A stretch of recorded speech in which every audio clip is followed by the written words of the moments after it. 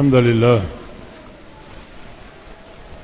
نحمده ونستعينه ونستغفره ونعوذ بالله من شرور أنفسنا ومن سيئات أعمالنا من يهده الله فلا مضل له ومن يضلله فلا هادي له وأشهد أن لا إله إلا الله وحده لا شريك له وأشهد أن محمدا عبده ورسوله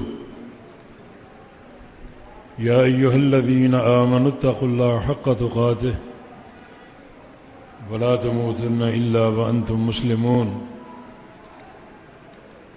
يا أيها الناس اتقوا ربكم الذي خلقكم من نفس واحدة وخلق منها زوجها وبث منهما رجالا كثيرا ونساء واتقوا الله الذي تساءلون به والأرحام إن الله كان عليكم رقيبا يا أيها الذين آمنوا اتقوا الله وقولوا قولا سديدا يصلح لكم أعمالكم ويغفر لكم ذنوبكم ومن يطع الله ورسوله فقد فاز فوزا عظيما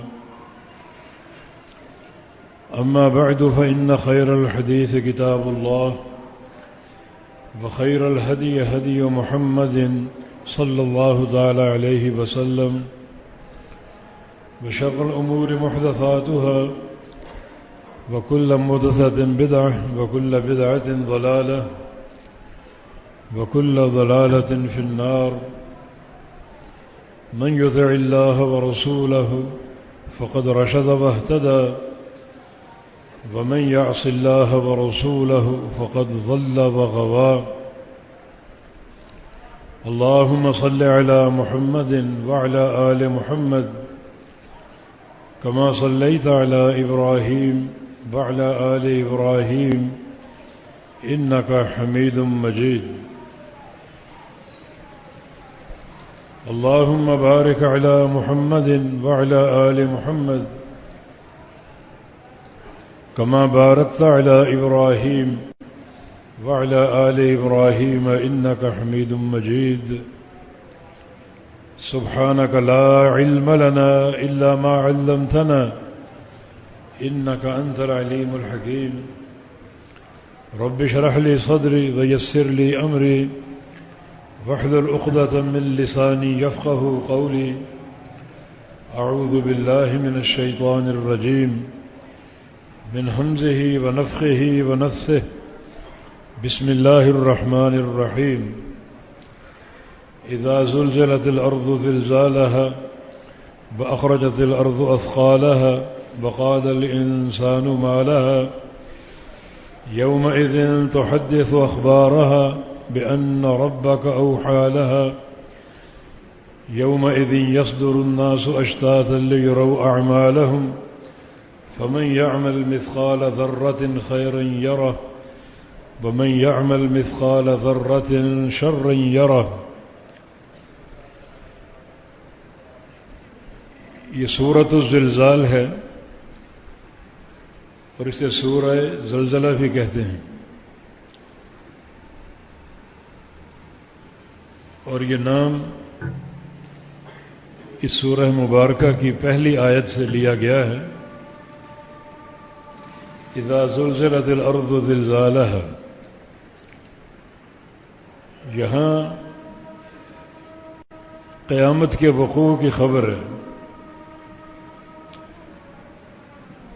یہ سمجھیں کہ قیامت کا چہرہ ذکر ہوا،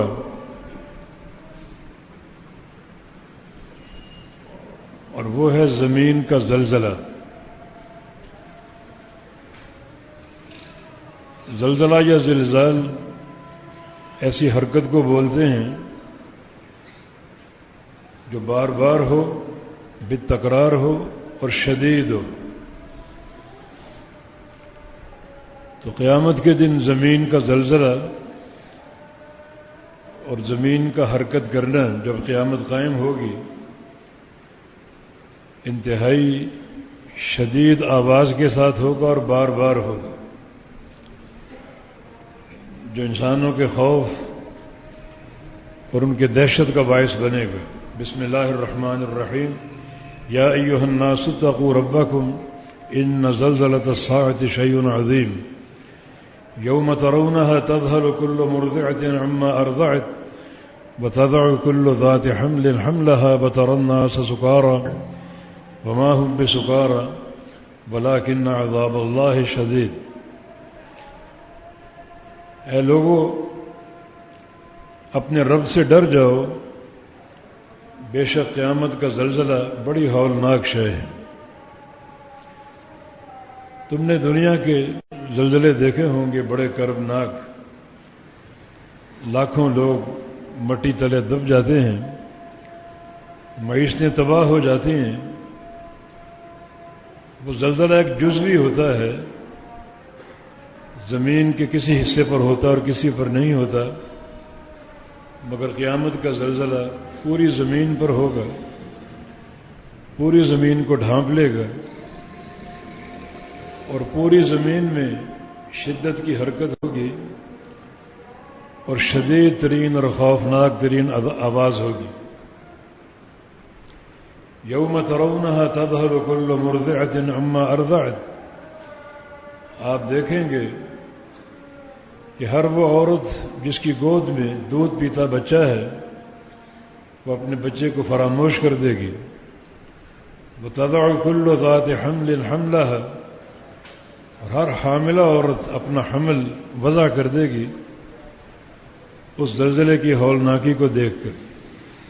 وترى الناس سکارى، آپ دیکھیں گے لوگوں پر نشے کی کیفیت ہوگی، وہ نشہ نہیں ہوگا بلکہ اللہ کا شدید عذاب اسے دیکھ کر ان کی یہ حالت بن جائے گی، بے ہوشی اور سکر اور نشے کی حالت۔ تو اس آیت کریمہ کی پہلی آیت نے اسی زلزلے کا انکشاف کیا ہے۔ اذا زلزلت الارض زلزالها، جب زمین کو ہلایا جائے گا بڑی شدت اور بالتکرار ہلایا جائے گا،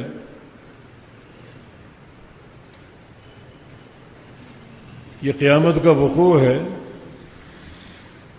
انتہائی خوفناک طریقے سے، اور یہ چہرہ قیامت کا دیکھ کر لوگ اسے برداشت نہ کر پائیں گے، اس کے متحمل نہ ہو پائیں گے۔ اور پھر وہ اخرجت الارض اثقالها، زمین بھی اپنا بوجھ باہر نکال دے گی۔ اس سے مراد دو چیزیں ہیں، ایک قبروں کے اندر دفن جو مردے ہوں گے وہ زمین نکال باہر پھینکے گی، اور دوسرا زمین کے اندر جو دفن خزانے ہوں گے جن تک انسان کی رسائی نہیں ہو سکی، وہ خزانے باہر آ جائیں گے، چاندی اور سونے کے بڑے بڑے ستونوں کی شکل میں، جیسے عمارتوں کے ستون ہوتے ہیں، بڑے بڑے ستون، ان ستونوں کی مانند سونا اور چاندی زمین سے باہر نکل آئے گا اور زمین پر بکھرا پڑا ہوگا، اور انسان اسے دیکھیں گے اور کسی کو وہ سونا اٹھانے کی ہوش نہ ہوگی۔ اس وقت بہت سے لوگ کف افسوس ملیں گے، فی ھذا قتلت، اس سونے کی خاطر میں نے دنیا میں لوگوں کو قتل کیا، وفی ھذا سرقت،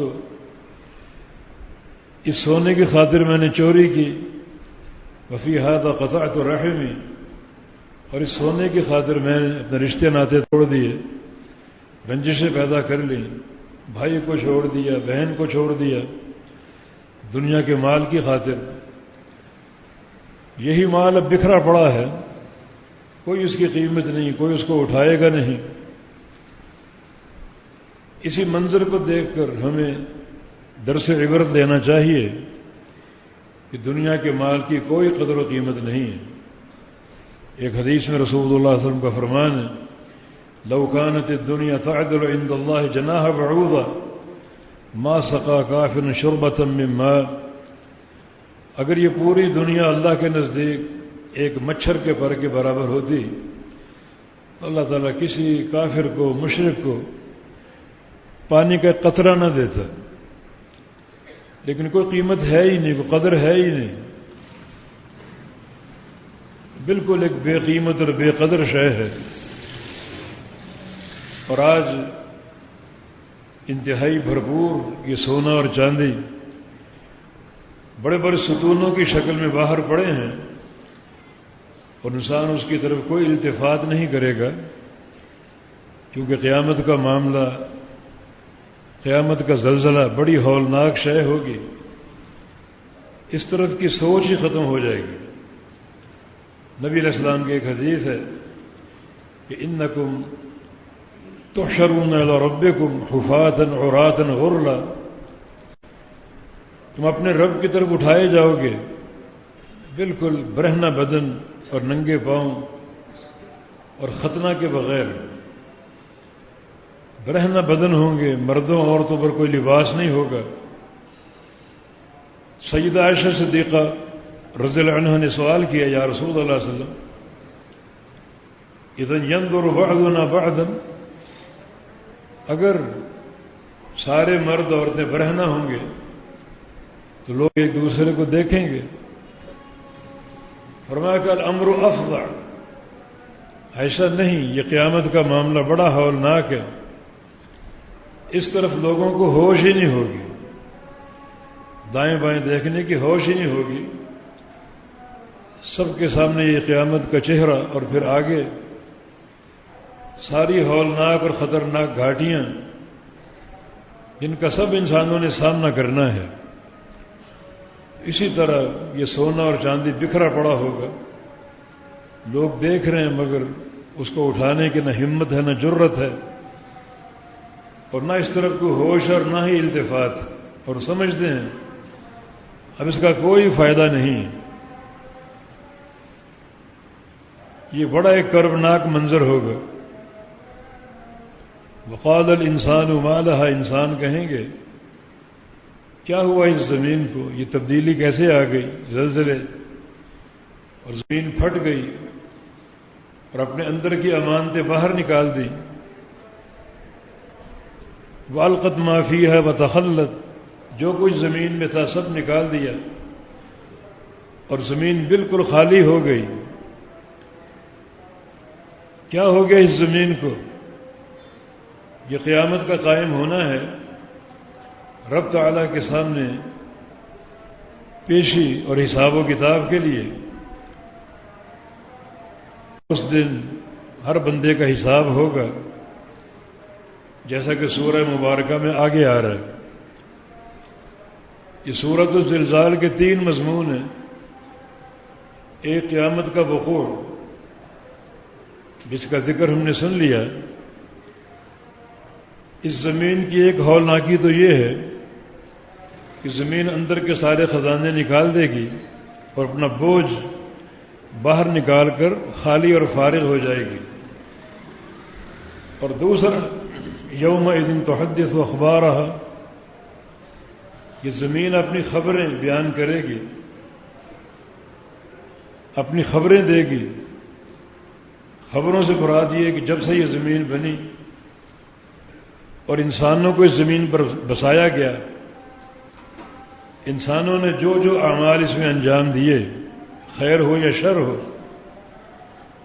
زمین کو بیان کرے گی، گواہیاں دے گی، فلاں قاتل ہے، فلاں چور ہے، فلاں زانی ہے، اور فلاں میں یہ عیب ہے، اور فلاں نے میری پشت پر کھڑے ہو کر نمازیں پڑھی، تہجد پڑھے، روزے رکھے، صلہ رحمی کی، مہمان نوازی کی، ہر خیر و شر بیان کرے گی۔ یومئذ تحدث اخبارہا، یہ بھی ایک حساب کی بڑی کڑی شکل ہے کہ زمین اپنے سارے راز کھول دے گی، ہر انسان کے کردار کو پیش کرے گی۔ اس طرح اللہ تعالیٰ کے عدل کی حجت پوری دنیا پر قائم ہوگی۔ حساب و کتاب ہوگا پورے عدل کے ساتھ. زمین گواہی دے گی، فرشتے گواہی دیں گے، اور تو اور انسان کے اعضاء گواہی دیں گے. آنکھیں بولیں گی اور یہ کان بولیں گے کیا سنا، کیا دیکھا، کیا پکڑا، کہاں گیا. سارے اعضاء گواہی دیں گے، اور انسان اپنے اعضاء کو جھنجھوڑے گا کہ تم تو میرے ہو، میرے خلاف کیوں بول رہے ہو. وہ کہیں کہ انطقنا اللہ، ہم میں اللہ نے یہ قوت گویائی پیدا کی ہے اور بولنے کی صلاحیت دی ہے. ہم بتائیں اور بولنے کہ تمہارا کیا کردار تھا. تو اعضاء بھی گواہی دیں گے تاکہ اللہ تعالیٰ کے عدل کی حجت قائم ہو جائے.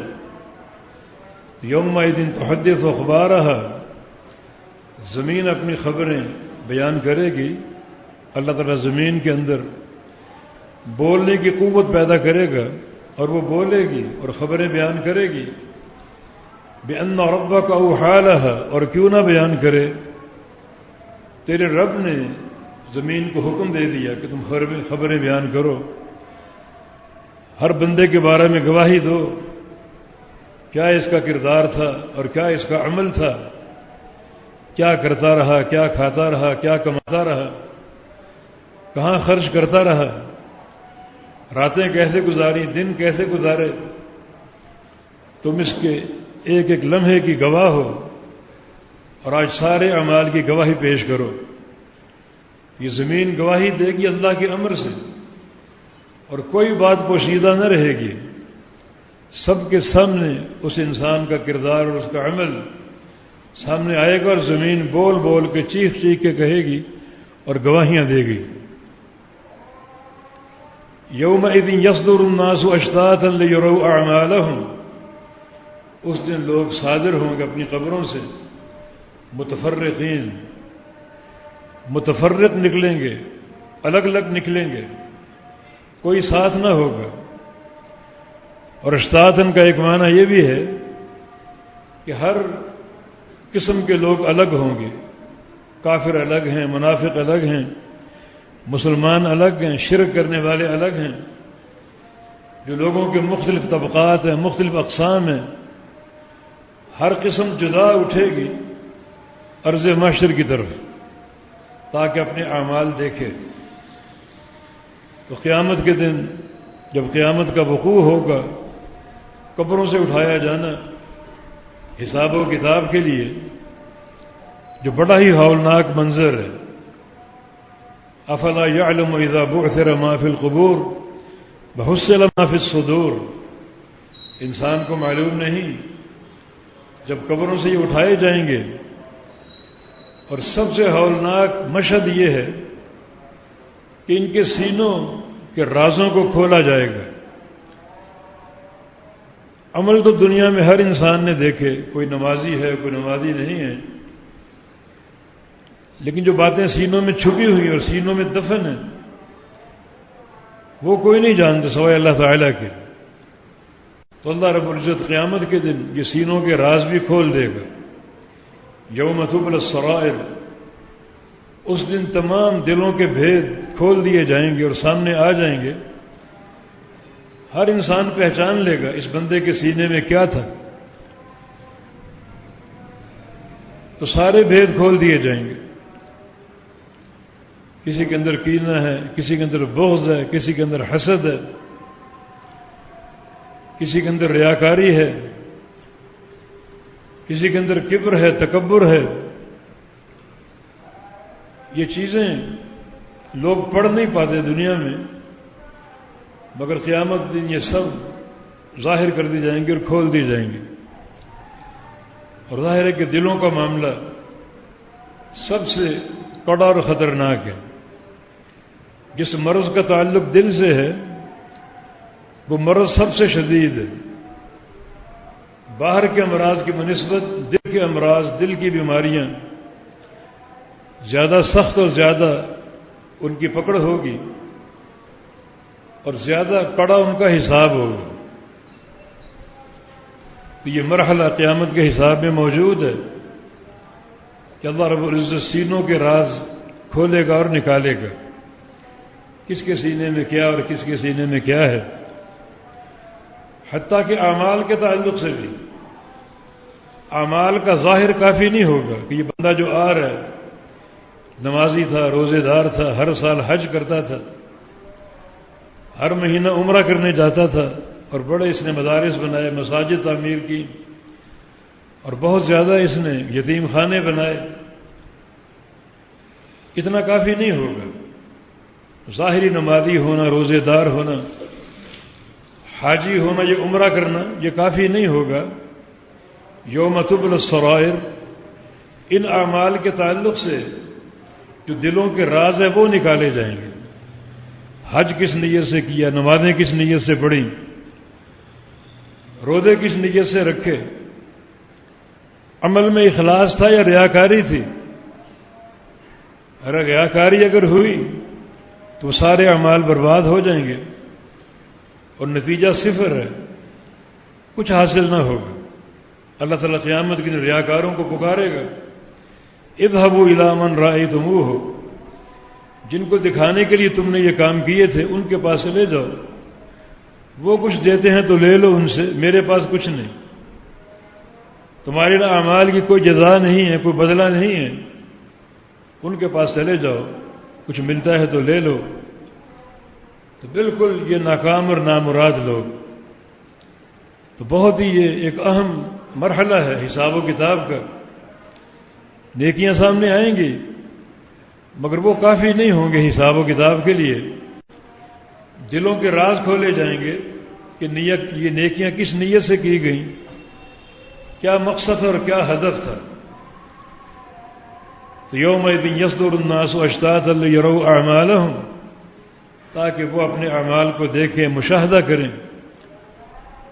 اور یہ مشاہدہ جو ہے ہر انسان کرے گا، بلکہ مرنے کے بعد مشاہدہ ہی مشاہدہ ہے.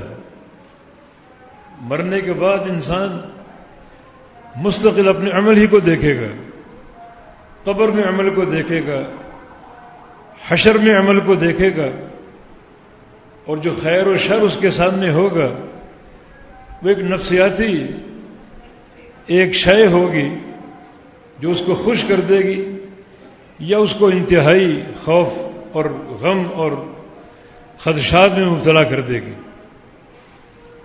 اللہ رب العزت اس کا نظام یہی ہے، بندوں کے اعمال لکھنے کے لیے ملائکہ مقرر کیے ہوئے ہیں.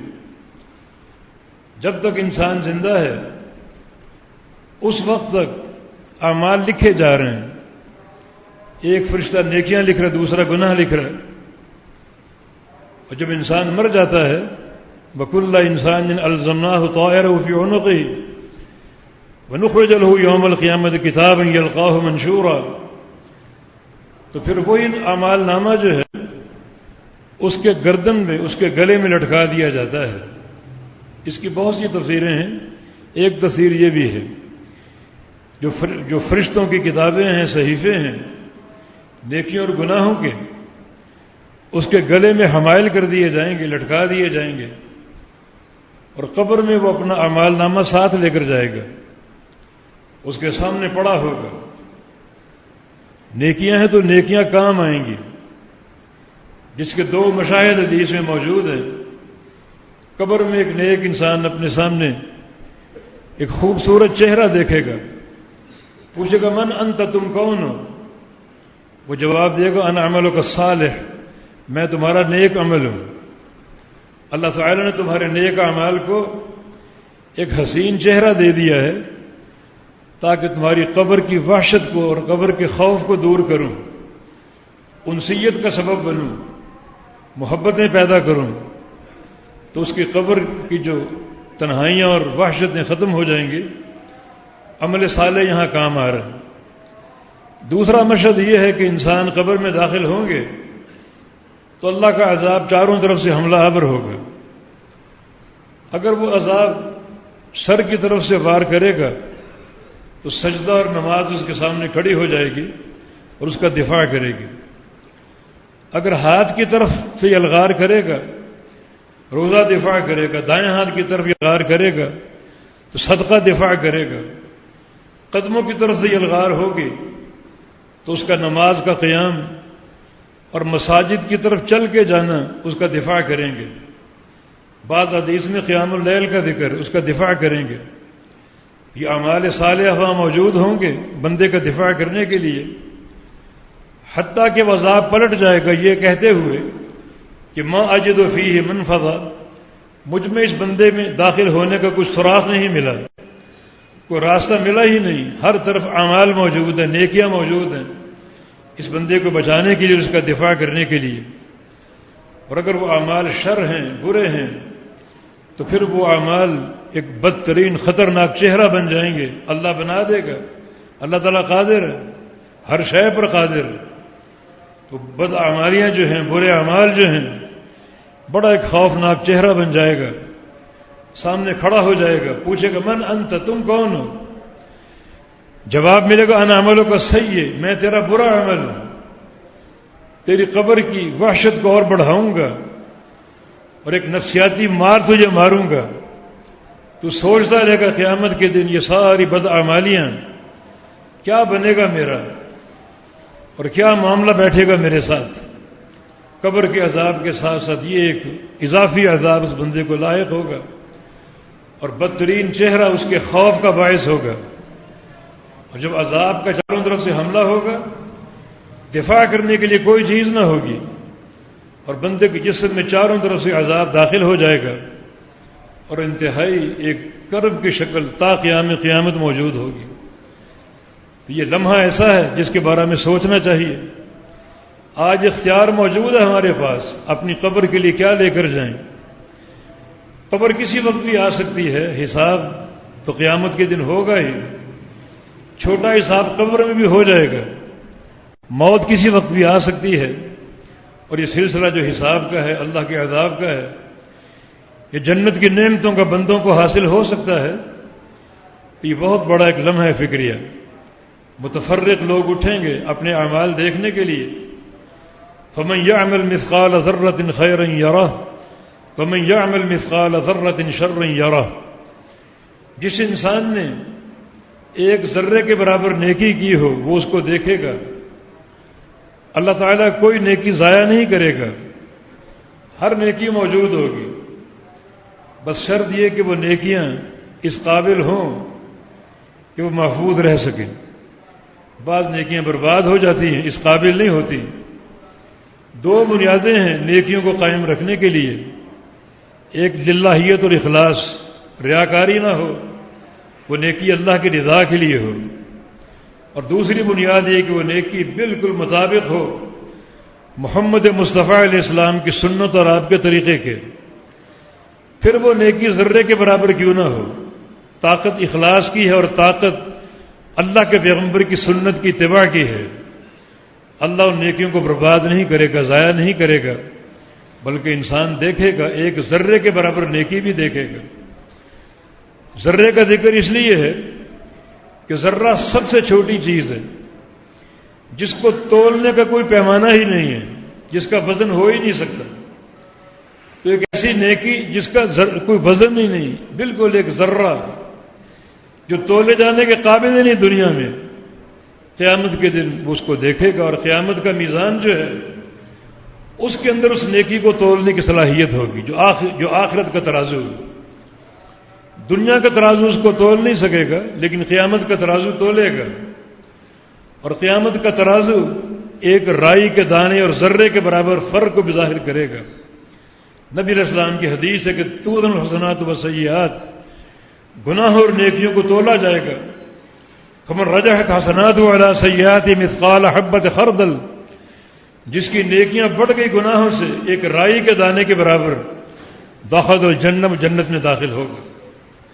اور جس کے گناہ بڑھ گئے ایک رائی کے دانے کے برابر نیکیوں سے، وہ جہنم میں داخل ہوگا. اتنا دقیق یہ حساب ہے، اتنا دقیق وزن. لیکن ہر نیکی انسان دیکھے گا، خواہ وہ ذرے کے برابر کیوں نہ ہو. کسی نیکی کو حقیر نہ جانو. ایک سائل ام المومنین کے پاس آیا تو آپ نے ایک انگور اس کو دیا، انگور کا ایک دانہ اس کو دیا. تو شاید لوگوں نے محسوس کیا چھوٹی سی نیکی ہے، ایک انگور کا دانہ دیا صرف. فرمایا کہ کم فیہا مثقال ذرہ، اس ایک انگور کے دانے میں کتنے ذرے ہوں گے، ذروں کے بقدر کتنے اس کے اندر دانے ہوں گے اور کتنے ذرے ہوں گے. ہے چھوٹا سا انگور، لیکن قیامت کے دن ہر ذرہ انسان دیکھے گا. جب اس انگور کو کھولا جائے گا، اس کے ذرے نکالے جائیں گے تو لاکھوں ذرے نکل سکتے ہیں. اس نیکی کو حقیر نہ جانا. تبھی تو رسول اللہ صلی اللہ علیہ وسلم کا فرمان اتقوا النار ولو بشق تمرہ، اپنے آپ کو بچاؤ جہنم سے آدھی کھجور خرچ کر کے. اور آدھی کھجور کو حقیر نہ جانو. وہ آدھی کھجور کتنے ذرات پر مشتمل ہوگی. یہ آدھی کھجور میں لاکھوں نیکیاں جو ہیں وہ پوشیدہ اور پنہاں ہیں اور مخفی ہیں. کسی نیکی کو حقیر نہ جانو. صحیح بخاری کی ایک حدیث ہے، لا تحقرن من المعروف شیئا، کسی نیکی کو حقیر نہ جانو. خواہ اپنے برتن سے، ڈول سے کسی پلانے والے کے برتن میں پانی ڈال دو، اور خواہ اپنے کسی بھائی کو خندہ پیشانی سے مل لو. کوئی نیکی جو ہے وہ حقیر نہیں ہے، ہر نیکی عظیم الشان ہے. جب اس آیت کریمہ نے بتا دیا کہ ایک ذرے کے برابر نیکی بھی دیکھو گے اور ایک ذرے کے برابر گناہ بھی دیکھو گے، تو گناہوں کا معاملہ بڑا سنگین ہے، بڑا ہولناک ہے. ایاکم والمحقرات من الذنوب، بچاؤ اپنے آپ کو چھوٹے چھوٹے گناہوں سے. کسی گناہ کو حقیر جان کے مت کر بیٹھو. ہو سکتا ہے وہ گناہ جو ہے وزن اعمال کے موقع پر تمہارے گناہوں کے پلڑے کو بھاری کر دے، خواہ ایک ذرے کے برابر ہی بھاری کر دے، تو انسان کی بربادی یقینی ہو جائے گی. تو نہ کسی نیکی کو حقیر جان کے ٹھکراؤ اور نہ کسی گناہ کو چھوٹا سمجھ کے اس کا ارتکاب کرو. ایک حدیث سے زندگی کو سمجھایا. نبی علیہ السلام نے ایک موقع پر گھوڑے کی شان بیان کی. وہ گھوڑا جو جہاد فی سبیل اللہ کے لیے ہو. آپ نے فرمایا گھوڑے کی 3 قسمیں ہیں. ایک گھوڑا جو باعث اجر ہے، ایک گھوڑا جو اپنے پالنے والے کے لیے اجر ہی اجر ہے، ثواب ہی ثواب ہے. یہ گھوڑا فی سبیل اللہ جو اللہ کی راہ میں جہاد کے لیے خریدا جائے، جس کے پشت پر بیٹھ کر جہاد کیا جائے، اجر ہی اجر، بے تحاشا اجر ہے. صحیح بخاری کے حدیث میں پوچھا گیا آپ صلی اللہ علیہ وسلم سے کہ سب سے افضل انسان کون ہے؟ رجل اخذ بعنان فرسه یطلب الموت مضانہ، وہ شخص ہے جو گھوڑے کی پشت پر سوار ہو جائے اور اس کی لگام پکڑ لے، اور لگام پکڑ کے یہ دیکھے کہ میدان جہاد میں سب سے سستی اور جلدی شہادت کہاں ملے گی، شدت کا معرکہ کہاں ہو رہا ہے، طاقتور دشمن کہاں ہے، وہاں گھس جائے اور جا کر شہادت کا تمغہ اپنے سینے سے سجا لے. یہ شخص ہے جو گھوڑے کی پشت پر سوار ہو اور لگام ہاتھ میں پکڑ کر یہ دیکھے کہ سب سے سستی اور جلدی شہادت کہاں ملے گی، وہاں چلا جائے، داخل ہو جائے، شدت کے قتال میں شریک ہو جائے، ایک ہی جست میں جنت میں داخل ہو جائے. یہ سب سے افضل انسان ہے. ذوالحجہ آنے والا ہے. نبی علیہ السلام نے فرمایا ہے ما من ایام العمل الصالح فیہن احب الی اللہ من هذه الايام العشر. یہ 10 دن جو ہیں ان 10 دنوں کی نیکیاں ہر نیکی سے بڑھ کر محبوب ہیں، اللہ کو سب سے پیاری ہیں. صحابہ نے پوچھا کہ جہاد فی سبیل اللہ سے بھی؟ فرمایا ہاں جہاد فی سبیل اللہ سے بھی، سوائے اس جہاد کے رجل خرج بنفسہ ومالہ، ایک بندہ اپنے گھر سے نکلے اپنا مال اور اپنی جان لے کر اور پھر گھر کچھ واپس نہ لوٹے، سب کچھ قربان کر دے، جان بھی قربان کر دی، شہید ہو گیا، سواری بھی کاٹ دی گئی اور سواری بھی ختم ہو گئی، جو مال تھا وہ بھی وہاں ختم ہو گیا، واپس گھر کچھ نہ آیا. یہ انسان اس کی نیکی سب سے افضل ہے. باقی یہ 10 دن جو ہیں ان کی نیکیاں اللہ کو ہر دن کی نیکی سے محبوب ہیں. تو نبی علیہ السلام نے گھوڑے کی 3 قسمیں بتائیں. ایک گھوڑا جو باعث اجر ہے، یہ وہ گھوڑا جو جہاد فی سبیل اللہ کے لیے ہو. فرمایا کہ انسان اس کو پالتا ہے، کھلاتا اور پلاتا ہے. جب اس کو کہیں باندھو تو رسی لمبی کر کے باندھا کرو تاکہ زیادہ زمین پر وہ چر سکے، زیادہ قدم اس کے آگے بڑھ سکے، زیادہ چارہ وہ کھا سکے، زیادہ کھا سکے، زیادہ پی سکے. کل جب قیامت کا دن ہوگا اس گھوڑے کو لایا جائے گا اور جو اس نے چارہ کھایا ہے اس سارے چارے کو تولا جائے گا. اور جو اس نے پانی پیا اس پانی کو بھی تولا جائے گا، اور چارہ کھا کر جو لید کی اس کو بھی تولا جائے گا، اور پانی پی کے جو پیشاب کیا اس کو بھی تولا جائے گا۔ یہ گھوڑے کے تعلق سے نیکی۔ تو ایک شخص کھڑا ہوا، صحابہ اجر کے حریص تھے، گھوڑا اس کے پاس نہیں تھا، گدھا تھا۔ عرض کیا کہ یا رسول اللہ صلی اللہ علیہ وسلم، اگر گھوڑا نہ ہو گدھا ہو اس کا کیا اجر ہے؟ اس کا بھی اجر ہو سکتا ہے، اسے بھی یہ ثواب مل سکتا ہے۔ تو رسول اللہ صلی اللہ علیہ وسلم نے فرمایا کہ ما انزل علیہ فیہ آیہ، اس بارہ میں مجھ پر کوئی آیت نہیں اتری، اللہ کی طرف سے کوئی وحی نہیں آئی کہ گدھے کا کیا مقام اور کیا درجہ ہے، الا ہذہ الآیہ الفاظۃ الجامعہ، سوائے اس آیت کریمہ کی۔ یہی آیت کریمہ سورہ زلزال کی، من یعمل مثقال ذرۃ خیرا یرہ، جو بندہ ایک ذرے کے برابر خیر کرے گا، نیکی کرے گا، اسے وہ دیکھے گا، اور ذرے کے برابر گناہ کرے گا اسے بھی دیکھے گا۔ نبی علیہ السلام بتانا یہ چاہ رہے ہیں کہ گدھا جو ہے عام طور پہ یہ ایک ضرور مثل ہے حقارت کی، اور لوگ اس کو ناپسند کرتے ہیں، اس کی آواز بھی ناپسندیدہ ہے، مگر یہ نہ سمجھو کہ یہ حقیر جانور ہے، قبیح جانور ہے، تو اس کے ساتھ جو چاہے سلوک کرو۔ گدھے کے ساتھ بھی اگر ایک ذرے کے برابر نیکی کرو گے اللہ اس کو قیامت کے دن لائے گا، اور گدھے پر بھی ایک ذرے کے برابر ظلم اور زیادتی کرو گے اسے بھی دیکھ لو گے۔ تو یہ ایک حدیث ایک بڑی واضح مثال ہے، کس قسم کی نیکی دیکھے گا اور کس قسم کے گناہ دیکھے گا۔ حتیٰ کہ حقیر ترین جانور گدھا، اس کے ساتھ اگر کوئی احسان کرو گے، کوئی نیکی کرو گے، دھوپ میں بندہ اس کو چھاؤں میں باندھ دیا، وزن کم لادا، زیادہ کھلایا اور پلایا، یہ نیکیاں ہیں۔ گدھے کے ساتھ ایک ایسی مخلوق کے ساتھ جو لوگوں کے ناپسندیدہ ہے اور ناپسندیدگی میں ایک ضرب المثل ہے، مگر یہ نیکی بھی قیامت کے دن کام آئے گی اور انسان اس نیکی کو بھی دیکھے گا۔ اور اگر اس جانور کے ساتھ کوئی برائی کی، کوئی ظلم اور زیادتی کیا، زیادہ بوجھ لاد دیا، دھوپ میں بندھے دیا، یا اور کوئی کسی قسم کی غلط حرکت کی، کوئی گناہ کیا اور کسی معصیت کا ارتکاب کیا ظلم و زیادتی کے تعلق سے، تو اللہ اس کو قیامت کے دن لائے گا۔ تو ایک ذرے کے برابر نیکی بھی دیکھو گے، خواہ وہ ایک گدھے کے ساتھ کیوں نہ ہو، اور ایک ذرے کے برابر گناہ بھی دیکھو گے، خواہ وہ ایک گدھے کے ساتھ کیوں نہ ہو۔ تو یہ آخری دو آیتیں جس میں اخروی جزا اور سزا کا ذکر ہے۔ یہ سورہ مبارکہ کی تین مضمون ہیں، ایک قیامت کا وقوع، ہولناکی اور زلزلہ، شدت کا ارتعاش اور بڑی خطرناک کڑک اور آواز، لوگوں کے کلیجے پھاڑ دے کر لوگ بے ہوش ہو جائیں گے، یہ قیامت کا وقوع ہے، اور ایسا خطرناک وقوع ہے کہ سونے چاندی کے ڈھیر باہر پڑے ہوں گے اور انسان کو کوئی فکر نہ ہوگی، اس طرح کوئی التفات نہ ہوگا، اس کو اٹھانے کی نہ ہمت ہوگی اور نہ وہ موقع اور وقت ہوگا، اس قدر آخرت کا خوف اس پر غالب ہوگا۔ وَإِذِ الْعِشَارُ عُطِّلَتْ، جب 10 ماہ کی حاملہ اونٹنی بھی چھوڑ دی جائے گی، معطل کر دی جائے گی۔ سرخ اونٹنیاں عرب کا بڑا محبوب سرمایہ تھا، بڑی قیمتی سواری بھی تھی، قیمتی جانور بھی تھا، اور بڑا مرغوب تھا، اور پھر وہ حاملہ بھی ہو کہ آگے مزید بچے دے گی اور سرمایہ میں اضافہ ہوگا۔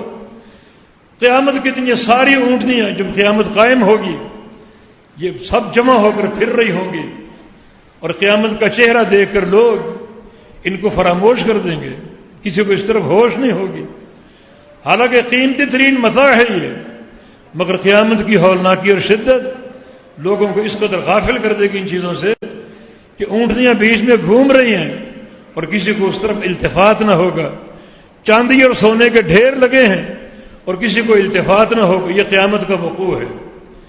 دوسری خبر جو ہے وہ لوگوں کا اٹھایا جانا الگ الگ کر کے، کوئی ساتھ حامی اور مددگار نہیں، یہ الگ الگ جماعتوں کی صورت میں لوگ اٹھائے جائیں گے، عرض محشر کی طرف دھکیلے جائیں گے، اور یہ معاملہ کسی تاخیر کا شکار نہ ہوگا۔ سور پھونکنے والا فرشتہ آگے آگے ہوگا اور لوگ اس کے پیچھے پیچھے ہوں گے، نہ دائیں بائیں جھانکیں گے نہ بہکیں گے، سیدھا سرزمین محشر میں پہنچیں گے۔ اور تیسری چیز، قیامت کا حساب اتنا دقیق ہے کہ ایک ذرے کی نیکی کا حساب بھی ہوگا اور ایک ذرے کے گناہ کا حساب بھی ہوگا۔ اللہ کا عدل قائم ہوگا، عدل کی حجت قائم ہوگی، ایک ذرے کے برابر نیکی بھی ضائع نہیں ہوگی، اور ایک ذرے کے برابر گناہ کو بھی بھلایا نہیں جائے گا، اور قیامت کے دن یہ سارے نیکیاں اور سارے گناہ حاضر ہوں گے، موجود ہوں گے سامنے، اور بندہ خود مشاہدہ کرے گا، پھر ان کو تولا جائے گا اللہ کے میزان عدل میں، اور وہاں پورا پورا انصاف جو ہے وہ قائم ہو جائے گا، عدل کی حجت قائم ہو جائے گی۔ یہ سورہ مبارکہ اس کو بار بار پڑھنا چاہیے اور اس کے مضامین پر غور کرنا چاہیے، کس قدر شدید اور ہولناک ہے قیامت کا وقوع، اور کتنا خطرناک ہے قیامت کا حساب۔ کوئی بندہ کسی ذرے کے برابر نیکی کو حقیر نہ جانے، اور کسی ذرے کے برابر گناہ کو چھوٹا نہ سمجھے۔ گناہ جو ہے وہ مہلک بھی ہو سکتا ہے، اور ایک ذرے کے برابر گناہ جو ہے انسان کے گناہوں کے پلڑوں کو بھاری کر سکتا ہے، اور پھر بندہ وہ ناکام اور نامراد ہوگا۔ اور کوئی نیکی انسان کے ایسا کام آئے کہ وزن کے موقع پر اس کی نیکی کے پلڑے کو بھاری کر دے، چاہے وہ ایک ذرے کے برابر ہی کیوں نہ ہو، اور وہ انسان کامیاب قرار دے دیا جائے، گناہ اس کے سارے ختم کر دیے جائیں، اور اس وزن کی بنا پر وہ نیکی اس کی بخشش کا اور نجات کا باعث بن جائے، تبھی تو رسول اللہ صلی اللہ علیہ وسلم نے بہت سے چھوٹے امور اختیار کرنے کی تلقین کی۔ 40 خصلۃ، صحیح بخاری کی حدیث ہے، 40 خصلتیں، 40 کام جو ہیں ایسے ہیں، ان میں سب سے بڑا کام جو ہے کسی بھائی کو بکری کا تحفہ دے دینا، باقی کام اس سے چھوٹے ہیں۔ تو بکری کتنے کی آتی ہے، اور وہ تحفہ دودھ والی بکری کسی بھائی کو دے، اس کی غربت ختم ہو جائے، صبح بھی دودھ دے گی، شام بھی دودھ دے گی، اس کے بچے پئیں گے، ان کو خوراک ملے گی، بہت بڑی نیکی۔ چاہے وہ بکری عاریتاً دے 2-4 مہینے کے لیے، چاہے مستقل دے دے اور اس کو اس کا مالک بنا دے، یہ سب سے بڑی خصلت ہے۔ باقی خصائل اس سے چھوٹے ہیں، 40 خصلتیں چھوٹی چھوٹی۔ من اتی بواحدۃ منہن، جو بندہ ان میں سے ایک کام کرنے میں کامیاب ہو گیا، رجاء ثوابها وتصدیق موعودها، شرط یہ کہ اس کو اس ثواب کا یقین ہو اور وعدے کو سچا جانے۔ یہ وعدہ اللہ اور اس کے رسول کا ہے کہ 40 خصائل ہیں، جو بندہ ایک کام کرنے میں کامیاب ہو گیا، ثواب کا یقین ہو اور وعدے کو سچا جانتے ہوئے، تو ایک کام بھی اس کو جنت کے داخلے کے کافی ہے۔ دخلت بہن الجنہ، اس ایک کام کی برکت سے ہی وہ جنت میں داخل ہو سکتا ہے۔ 39 خصائل، چھوٹے چھوٹے کام، اس کا ذکر نہیں ہوا وہ کون سے کام ہیں، مگر شریعت کی خواہش یہ ہے کوئی چھوٹی نیکی آپ کے سامنے آئے، یہ سوچ کر کر گزرو کہ یہ نیکی ان 40 خصائل میں سے ایک ہو سکتی ہے۔ کوئی چھوٹا کام آپ کے سامنے آئے، اسے کر گزرو، ہو سکتا ہے یہ کام ان 40 خصائل میں سے ہو اور میرے جنت کے داخلے کا باعث بن جائے۔ مسجد میں داخل ہوں دائیں قدم کے ساتھ دعا پڑھتے ہوئے، یہ سوچتے ہوئے کہ ہو سکتا ہے یہ کام بھی ان 40 میں سے ایک ہو۔ مسجد سے باہر نکلیں بائیں پاؤں کو بڑھا کر دعا پڑھتے ہوئے، یہ سوچ کر کہ ہو سکتا ہے یہ نیکی کل میرے لیے کامیابی کا باعث بن جائے، ان 40 خصائل میں سے ہو۔ کوئی بھی ہو، باتھ روم میں جائیں بائیں پاؤں آگے کر کے، یہ سوچ کر کے ہو سکتا ہے یہ نیکی ان 40 میں سے ایک ہو۔ دعا پڑھتے ہوئے جائیں، دعا پڑھتے ہوئے نکلیں، یہی سوچتے ہوئے کسی بھائی کو پانی پلا دیں، کوئی نیکی کر دیں، یہ سوچ کر کہ ہو سکتا ہے اس کا تعلق ان 40 اعمال میں سے ہو۔ سارے کام چھوٹے چھوٹے ہیں اور کس قدر بندے کے لیے بخشش اور جنت کے داخلے کا باعث ہے۔ شریعت کی سماحت اور برکت ہے یہ۔ اللہ رب العزت کس طرح بندوں کو نوازنا چاہتا ہے، تو ہمیشہ یہ سورت اور اس کے مضامین سامنے رکھیں، اور جو آخری 2 آیتیں ہیں، چھوٹی نیکی کو بھی انسان دیکھے گا اور چھوٹے گناہ کو بھی، خواہ وہ ذرے کے برابر کیوں نہ ہو، ذرے سے چھوٹی کوئی چیز نہیں، اور اللہ ذرے کی مقدار میں نیکی کی بھی حفاظت کرے گا اور ذرے کے مقدار کے گناہ کو بھی لائے گا۔ وما کان ربک نسیا، تیرا رب بھولنے والا نہیں ہے، اس کو ہر چیز یاد ہے۔ پھر وہ ہر نیکی اور گناہ فرشتوں کے صحیفوں میں لکھی ہوئی، زمین گواہیاں دے گی۔ تو بڑا یہ کربناک معاملہ، بڑا شدت کا یہ ایک منظر اور ماحول ہے جس کی ہمیں ہمیشہ تیاری کرنی چاہیے۔ اللہ تعالیٰ سے آخرت کی کامیابی کی دعا کرنی چاہیے، اس کی رضا کی طلب کی دعا کرنی چاہیے۔ اے اللہ ہم سے راضی ہو جا، ہمارے گناہوں کو معاف فرما دے، ہمارے لیے ان اعمال کی بدولت جنت کا داخلہ یقینی بنا دے، اور ہم ان بندوں میں شامل فرما لے جو قیامت کے دن کامیاب قرار دیے جائیں گے۔ اقول قولی ھذا واستغفر اللہ لی ولکم وآخر دعوانا ان الحمد للہ رب العالمین۔